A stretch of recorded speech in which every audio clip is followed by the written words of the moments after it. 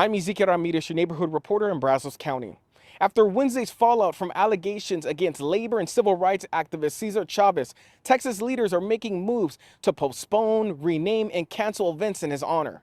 One Texas attorney tells me this moment could spark a bigger reckoning and could impact how sex abuse survivors are heard moving forward.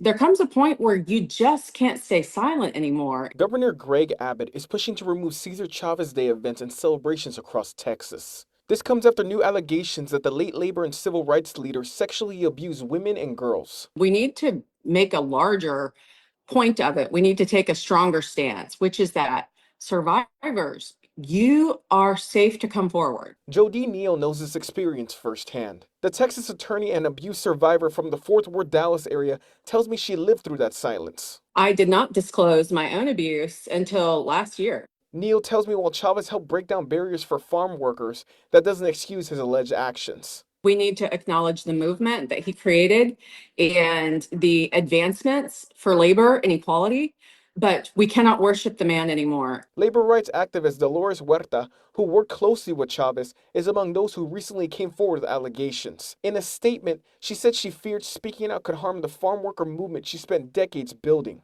I feel so kindred spirits with the survivors, and especially Dolores Huerta, who made her own disclosure at age 96. She was living in a state of injury, which is what sexual abuse does to a survivor. It makes you frozen. Neal hopes these stories give other survivors the courage to come forward too. I know that survivors everywhere across the world actually are seeing all of these headlines and seeing the bravery of those who are stepping forward. We need to take it many, many steps further to get survivors the support that they really need to heal. Texas Governor Greg Abbott is working with the legislature to permanently remove the holiday from state law in the 2027 session.